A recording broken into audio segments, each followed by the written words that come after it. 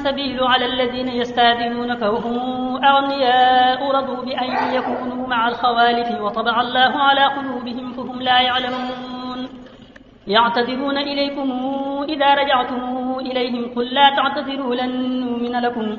قد نبأنا الله من أخباركم وسيرى الله عملكم ورسوله ثم تردون إلى عالم الغيب والشهادة فينبئكم بما كنتم تعملون سيحلفون بالله لكم إذا انقلبتم إليهم لتعرضوا عنهم فأعرضوا عنهم إنهم رجس ومأواهم جهنم جزاء بما كانوا يكسبون يحلفون لكم لترضوا عنهم فإن ترضوا عنهم فإن الله لا يرضى عن القوم الفاسقين الأعراب أشد كفرا ونفاقا وأجدر ألا يعلموا حدود ما أنزل الله على رسوله والله عليم حكيم ومن الأعراب من يتخذ ما ينفق مغرما ويتربص بكم الدوائر عليهم دائرة السوء والله سميع عليم ومن الأعراب من يؤمن بالله واليوم الآخر ويتخذ ما ينفق قربات عند الله وصلوات الرسول ألا إنها قربة لهم سيدخلهم الله في رحمته إن الله غفور رحيم والسابقون الأولون من المهاجرين والأنصار والذين اتبعوهم بإحسان رضي الله عنهم ورضوا عنه وأعد لهم جنات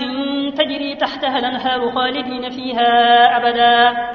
ذلك الفوز العظيم وممن حولكم من الأعراب منافقون ومن أهل المدينة مرضوا على النفاق لا تعلمهم نحن نعلمهم سنعذبهم مرتين ثم يردون إلى عذاب عظيم وآخرون اعترفوا بذنوبهم خلطوا عملا صالحا وآخر سيئا عسى الله أن يتوب عليهم إن الله غفور رحيم خذ من أموالهم صدقة تطهرهم وتزكيهم بها وصل عليهم إن صلواتك سكن لهم والله سميع عليم ألم يعلموا أن الله هو يقبل التوبة عن عباده ويأخذ الصدقات وأن الله هو التواب الرحيم وقل اعملوا فسيرى الله عملكم ورسوله والمؤمنون وستردون إلى عالم الغيب والشهادة فينبئكم بما كنتم تعملون وآخرون مرجون لأمر الله إما يعذبهم وإما يتوب عليهم والله عليم حكيم الذين اتخذوا مسجدا ضرارا وكفرا وتفريقا بين المؤمنين وإرصادا لمن حارب الله ورسوله من قبل وليحلفن إن أردنا إلا الحسنى والله يشهد إنهم لكاذبون لا تقم فيه أبدا لمسجد نسس على التقوى من أول يوم حق أن تقوم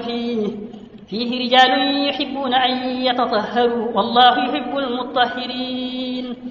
أفمن نسس بنيانه على تقوى من الله ورضوان خير أم من نسس بنيانه على شفا جرف نهار فانهار به في نار جهنم والله لا يهدي القوم الظالمين لا يزال بنيانهم الذي بنوا ريبة في قلوبهم إلا أن تقطع قلوبهم والله عليم حكيم إن الله اشترى من المؤمنين أنفسهم وأموالهم بأن لهم الجنة يقاتلون في سبيل الله فيقتلون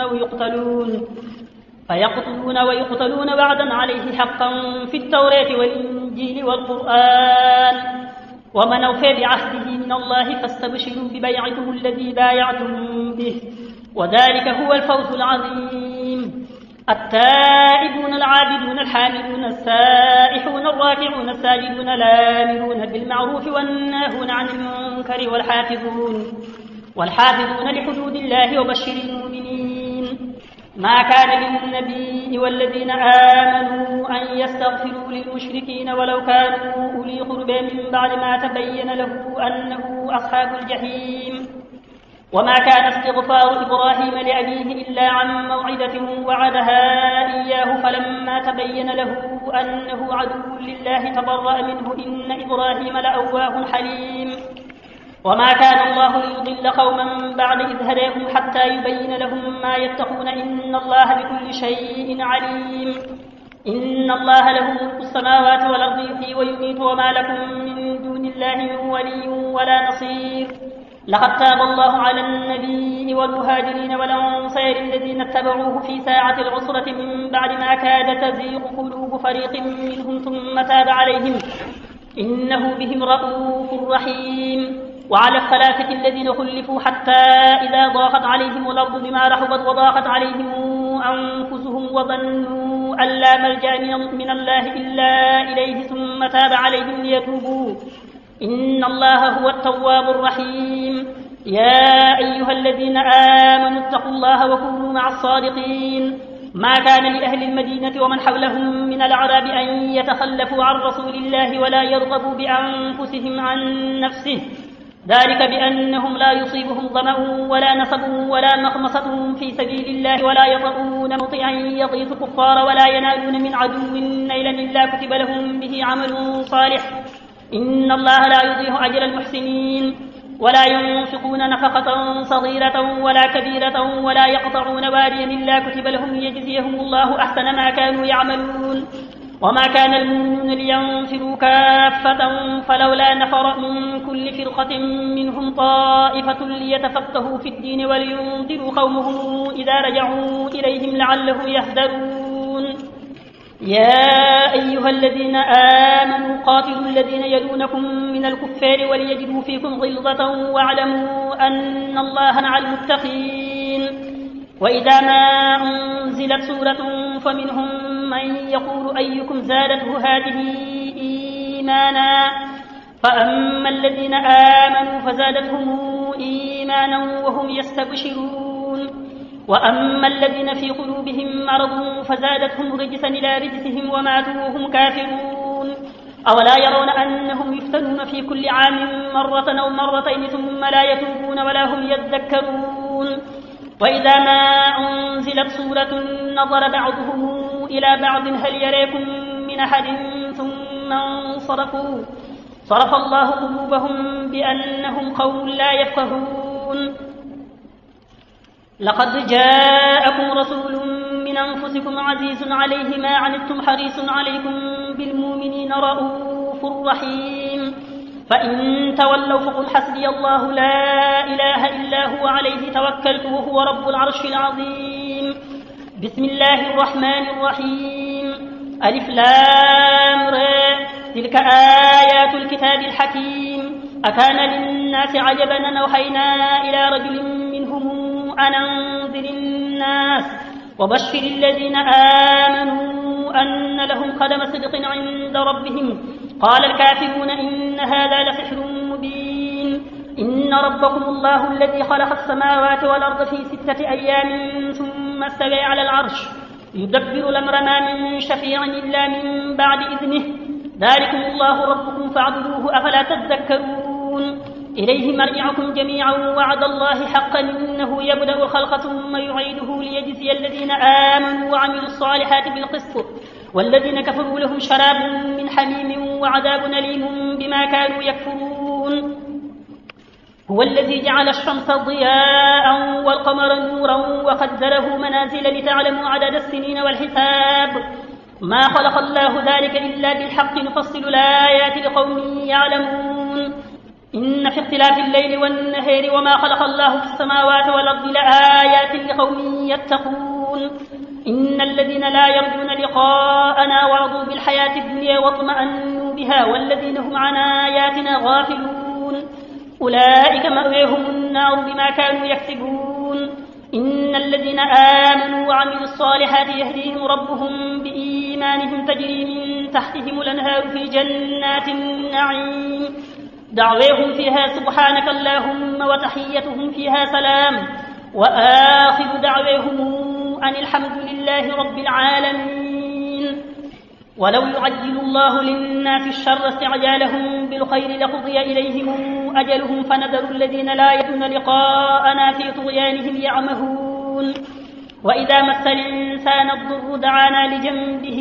أو قاعدا أو قائما فلما كشفنا عنه ضره مر كأن لم يدعنا إلى ضر مسه كذلك زين للمسرفين ما كانوا يعملون. ولقد أهلكنا القرون من قبلكم لما ظلموا وجاءتهم رسلهم بالبينات وما كانوا ليؤمنوا كذلك نجزي القوم المجرمين ثم جعلناكم خلائف في الأرض من بعدهم لننظر كيف تعملون وإذا تتلى عليهم آياتنا بينات قال الذين لا يرجون لقاءنا ائت بقرآن غير هذا أو بدله قل ما يكون لي أن أبدله من تلقاء نفسي إن أتبع إلا ما يوحى إلي إني أخاف إن عصيت ربي عذاب يوم عظيم قل لو شاء الله ما تلوته عليكم ولا أدريكم به فقد لبثت فيكم عمرا من قبله أفلا تعقلون فمن أظلم ممن افترى على الله كذبا أو كذب بآياته إنه لا يفلح المجرمون ويعبدون من دون الله ما لا يضرهم ولا ينفعهم ويقولون هؤلاء شفعاؤنا عند الله قل تنبئون الله بما لا يعلم في السماوات ولا في الأرض سبحانه وتعالى عما يشركون وما كان الناس إلا أمة واحدة فاختلفوا ولولا كلمة سبقت من ربك لقضي بينهم فيما فيه يختلفون ويقولون لولا أنزل عليه آية من ربه فقل إنما الغيب لله فانتظروا إني معكم من المنتظرين وإذا أذقنا الناس رحمة من بعد ضراء مستهم إذا لهم مكر في آياتنا قل الله أسرع مكرا إن رسلنا يكتبون ما تمكرون هو الذي يسيركم في البر والبحر حتى إذا كنتم في الفلك وجرين بهم بريح طيبة وفرحوا بها جاءتها ريح عاصف وجاءهم الموج من كل مكان وظنوا أنهم أحيط بهم دعوا الله مخلصين له الدين لئن أنجيتنا من هذه لنكونن من الشاكرين فلما أنجيهم إذا هم يبغون في الأرض بغير الحق يا أيها الناس إنما بغيكم على أنفسكم متاع الحياة الدنيا ثم إلينا مرجعكم فننبئكم بما كنتم تعملون إنما مثل الحياة الدنيا كماء أنزلناه من السماء فاختلط به نبات الأرض مما يأكل الناس والأنعام حتى إذا أخذت الأرض زخرفها وزينت وظن أهلها أنهم قادرون عليها أتيها أمرنا ليلا أو نهارا فجعلناها حصيدا كأن لم تغن بلمس كذلك نفصل الآيات لقوم يتفكرون والله يدعو إلى دار السلام ويهدي من يشاء إلى صراط مستقيم للذين أحسنوا الحسنى وزيادة ولا يرهق وجوههم قطر ولا ذلة أولئك أصحاب الجنة هم فيها خالدون والذين كسبوا السيئات جزاء سيئة بمثلها وترهقهم ذلة ما لهم من الله من عاصم كأنما أغشيت وجوههم قطعا من الليل مظلما أولئك أصحاب النار هم فيها خالدون ويوم نحشرهم جميعا ثم نقول للذين أشركوا مكانكم أنتم وشركاؤكم فزيلنا بينهم وقال شركاؤهم ما كنتم إيانا تعبدون فكفى بالله شهيدا بيننا وبينكم إن كنا عن عبادتكم لغافلين هنالك تبلو كل نفس ما أسلفت وردوا إلى الله مولاهم الحق وضل عنهم ما كانوا يفترون قل من يرزقكم من السماء والأرض أم من يملك السمع والأبصار ومن يخرج الحي من الميت ويخرج الميت من الحي ومن يدبر الأمر فسيقولون الله فقل فلا تتقون فذلكم الله ربكم الحق فماذا بعد الحق إلا الضلال فأنى تصرون كذلك حق كلمات ربك على الذين فسقوا أنهم لا يؤمنون قل هل من شركائكم من يبدأ الخلق ثم يعيده قل الله يبدأ الخلق ثم يعيده فأنى توفكون قل هل من شركائكم من يهدي للحق أفمن يهدي إلى الحق أحق أن يتبع أم من لا يهدي إلا أن يهدى فما لكم كيف تحكمون وما يتبع أكثرهم إلا ظنا إن الظن لا يغني من الحق شيئا إن الله عليم بما يفعلون وما كان هذا القرآن أن يفترى من دون الله ولكن تصديق الذي بين يديه وتفصيل الكتاب لا ريب فيه من رب العالمين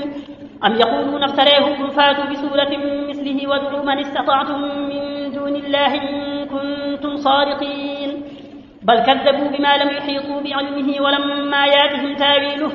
كذلك كذب الذين من قبلهم فانظر كيف كان عاقبة الظالمين ومنهم من يؤمن به ومنهم من لا يؤمن به وربك أعلم بالمفسدين وإن كذبوك فقل لي عملي ولكم عملكم أنتم بريئون مما أعمل وأنا بريء مما تعملون ومنهم من يستمعون إليك أفأنت تسمع الصم ولو كانوا لا يعقلون ومنهم من ينظر إليك أفأنت تهدي العمي ولو كانوا لا يبصرون إن الله لا يظلم الناس شيئا ولكن الناس أنفسهم يظلمون ويوم نحشرهم كأن لم يلبثوا إلا ساعة من النهار يتعارفون بينهم قد خسر الذين كذبوا بلقاء الله وما كانوا مهتدين وإما نرينك بعض الذين نعدهم أو نتوفينك فإلينا مرجعهم ثم الله شهيد على ما يفعلون ولكل أمة رسول فإذا جاء رسولهم قضي بينهم بالقسط وهم لا يظلمون ويقولون متى هذا الوعد إن كنتم صادقين قل لا أملك لنفسي ضرا ولا نفعا إلا ما شاء الله لكل أمة أجل إذا جاء أجلهم فلا يستأخرون ساعة ولا يستقدمون قل رأيتم إن أتاكم عذابه بياتا أو نهارا ماذا يستعجل منه المجرمون أثم إذا ما وقع آمنتم به آلان وقد كنتم به تستعجلون ثم قيل للذين ظلموا ذوقوا عذاب الخلد هل تجزون إلا بما كنتم تكسبون ويستنبئونك أحق هو قل لي وربي إنه لحق وما أنتم بمعجزين ولو أن لكل نفس ظلمت ما في الأرض لافتدت به وأسروا الندامة لما رأوا العذاب وقضي بينهم بالقسط وهم لا يظلمون ألا إن لله ما في السماوات والأرض ألا إن وعد الله حق ولكن أكثرهم لا يعلمون هو يحيي ويميت وإليه ترجعون يا أيها الناس قد جاءتكم موعظة من ربكم وشفاء لما في الصدور وهدى ورحمة للمؤمنين قل بفضل الله وبرحمته فبذلك فليفرحوا هو خير مما يجمعون قل رأيتم ما أنزل الله لكم من رزق فجعلتم منه حراما وحلالا قل الله أذن لكم أم على الله تفترون وما ظن الذين يفترون على الله الكذب يوم القيامة إن الله لذو فضل على الناس ولكن أكثرهم لا يشكرون وما تكون في شأن وما تتلو منه من قرآن ولا تعملون من عمل إلا كنا عليكم شهودا استفيضون فيه وما يعزب عن ربك من مثقال ذرة في الأرض ولا في السماء ولا أصغر من ذلك ولا أكبر إلا في كتاب مبين ألا إن أولياء الله لا خوف عليهم ولا هم يحزنون الذين آمنوا وكانوا يتقون لهم البشرى في الحياة الدنيا وفي الآخرة لا تبديل لكلمات الله ذلك هو الفوز العظيم ولا يحزنك خوفهم إن العزة لله جميعا هو السميع العليم ألا إن لله من في السماوات ومن في الأرض وما يتبع الذين يدعون من دون الله شركاء إن يتبعون إلا الظن وإن هم إلا يخرصون هو الذي جعل لكم الليل لتسكنوا فيه والنهار مبصرا إن في ذلك لآيات لقوم يسمعون قالوا اتخذ الله ولدا سبحانه هو الغني له ما في السماوات وما في الأرض إن عندكم من سلطان بهذا أتقولون على الله ما لا تعلمون قل إن الذين يفترون على الله الكذب لا يفلحون متاع في الدنيا ثم إلينا مرجعهم ثم نذيقهم العذاب الشديد بما كانوا يكفرون واتل عليهم نبأ نوح إذ قال لقومه يا قوم إن كان كبر عليكم مقامي وتذكيري بآيات الله فعلى الله توكلت فأجمعوا أمركم وشركاءكم ثم لا يكن أمركم عليكم غمة ثم اقضوا إلي ولا تنظرون فإن توليتم فما سألتكم من أجر إلا على الله وأمرت أن أكون من المسلمين فكذبوه فنجيناه ومن معه في الفلك وجعلناهم خلائف وأغرقنا الذين كذبوا بآياتنا فانظر كيف كان عاقبة المنذرين ثم بعثنا من بعده رسلا إلى قومهم فجاءوهم بالبينات فما كانوا ليؤمنوا بما كذبوا به من قبل كذلك نطبع على قلوب المعتدين ثم بعثنا من بعدهم موسى وهارون إلى فرعون وملئه بآياتنا فاستكبروا وكانوا قوما مجرمين فلما جاءهم الحق من عند هذا لسحر مبين قال موسى أتقولون للحق لما جاءكم أسحر هذا ولا يفلح الساحرون قالوا أجئتنا لتلفتنا عما وجدنا عليه آباءنا وتكون لكم الكبرياء في الأرض وما نحن لكما بمؤمنين وقال فرعون ائتوني بكل ساحر عليم فلما جاء السحرة قال لهم موسى ألقوا ما أنتم ملقون فلما ألقوا قال موسى ما جئتم به السحر إن الله سيبطله إن الله لا يصلح عمل المفسدين ويحق الله الحق بكلماته ولو كره المجرمون فما آمن لموسى إلا ذرية من قومه على خوف من فرعون وملئهم أن يفتنهم وإن فرعون لعال في الأرض وإنه لمن المسرفين وقال موسى يا قوم إن كنتم آمنتم بالله فعليه توكلوا إن كنتم مسلمين فقالوا على الله توكلنا ربنا لا تجعلنا فتنة للقوم الظالمين ونجنا برحمتك من القوم الكافرين وأوحينا إلى موسى وأخيه أن تبوأ لقومكما بمصر بيوتا واجعلوا بيوتكم قبلة وأقيموا الصلاة وبشر المؤمنين وقال موسى ربنا إنك آتيت فرعون وملأه زينة وأموالا في الحياة الدنيا ربنا ليضلوا عن اطمس على أموالهم واشدد على قلوبهم فلا يؤمنوا حتى يروا العذاب الأليم قال قد أجيبت دعوتكما فاستقيما ولا تتبعان سبيل الذين لا يعلمون وجاوزنا ببني إسرائيل البحر فأتبعهم فرعون وجنوده بغيا وعدوا حتى إذا أدركه الغرق قال آمنت أنه لا إله إلا الذي آمنت به بنو إسرائيل وأنا من المسلمين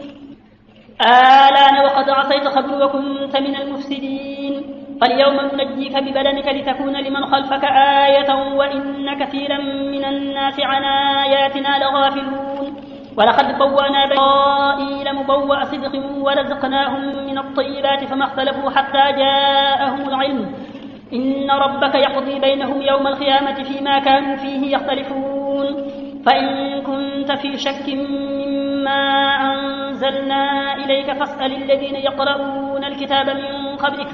لقد جاءك الحق من ربك فلا تكونن من الممترين ولا تكونن من الذين كذبوا بآيات الله فتكون من الخاسرين إن الذين حقت عليهم كلمات ربك لا يؤمنون ولو جاءتهم كل آية حتى يروا العذاب الأليم فلولا كانت قرية آمنت فنفعها إيمانها إلا قوم يونس لما آمنوا كشفنا عنهم عذاب الخزي في الحياة الدنيا ومتاعهم إلى حين ولو شاء ربك لأعنف فأنت تكره الناس حتى يكونوا مؤمنين وما كان لنفس أن تؤمن إلا بإذن الله ويجعل الرجس على الذين لا يعقلون قل انظروا ماذا في السماوات والأرض وما تغني الآيات والنذر عن قوم لا يؤمنون فهل ينتظرون إلا مثل أيام الذين خلوا من قبلهم قل فانتظروا إني معكم من المنتظرين ثم ننجي رسلنا والذين آمنوا كذلك حقا علينا ننجي المؤمنين قل يا أيها الناس إن كنتم في شك من ديني فلا أعبد الذين تعبدون من دون الله ولكن أعبد الله الذي يتوفاكم وأمرت أن أكون من المؤمنين وأن أقم وجهك للدين حنيفا ولا تكونن من المشركين ولا تدع من دون الله ما لا ينفعك ولا يضرك فإن فعلت فإنك إذا من الظالمين وإن يمسسك الله بضر فلا كاشف له إلا هو وإن يردك بخير فلا راد لفضله يصيب به من يشاء من عباده وهو الغفور الرحيم قل يا أيها الناس قد جاءكم الحق من ربكم فمن اهتدى فإنما يهتدي لنفسه ومن ضل فإنما يضل عليها وما أنا عليكم بوكيل واتبع ما يوحى إليك واصبر حتى يحكم الله وهو خير الحاكمين بسم الله الرحمن الرحيم ألف لام را كتاب أحكمت آياته ثم فصلت من لدن حكيم خبير ألا تعبدوا إلا الله إنني لكم منه نذير وبشير وأن استغفروا ربكم ثم توبوا إليه يمتعكم متاعا حسنا إلى أجل مسمى ويؤتي كل ذي فضل فضله وإن تولوا فإني أخاف عليكم عذاب يوم كبير إلى الله مرجعكم وهو على كل شيء قدير ألا إنهم يثنون صدورهم ليستخفوا منه ألا حين يستغشون ثيابهم يعلم ما يسرون وما يعلنون إنه عليم بذات الصدور وما من دابة في الأرض إلا على الله رزقها ويعلم مستقرها ومستودعها كل في كتاب مبين وهو الذي خلق السماوات والأرض في 6 أيام وكان عرشه على الماء ليبلوكم أيكم أحسن عملا ولئن قلت إنكم مبعوثون من بعد الموت ليقولن الذين كفروا إن هذا إلا سحر مبين ولئن أخرنا عنهم العذاب إلى أمة معدودة ليقولن ما يحبسه ألا يوم ياتيهم ليس مصروفا عنهم وحاق بهم ما كانوا به يستهزئون ولئن ذقنا الإنسان منا رحمة ثم نزعناها منه إنه ليئوس كفور ولئن ذقناه نعماء بعد ضراء مسته ليقولن ذهب السيئات عني إنه لفرح فخور إلا الذين صبروا وعملوا الصالحات أولئك لهم مغفرة وأجر كبير فلعلك تارك بعض ما يوحى إليك وضائق به صدرك أن يقولوا لولا أنزل عليه كنز أو جاء معه ملك إنما أنت نذير والله على كل شيء وكيل أم يقولون افتراه قل فاتوا ب10 سور مثله مفتريات وادعوا من استطعتم من دون الله إن كنتم صادقين فإن لم يستجيبوا لكم فاعلموا أنما أنزل بعلم الله وأن لا إله إلا هو فهل أنتم مسلمون من كان يريد الحياة الدنيا وزينتها نوفي إليهم أعمالهم فيها وهم فيها لا يبخسون أولئك الذين ليس لهم في الآخرة إلا النار وحبط ما صنعوا فيها وباطل ما كانوا يعملون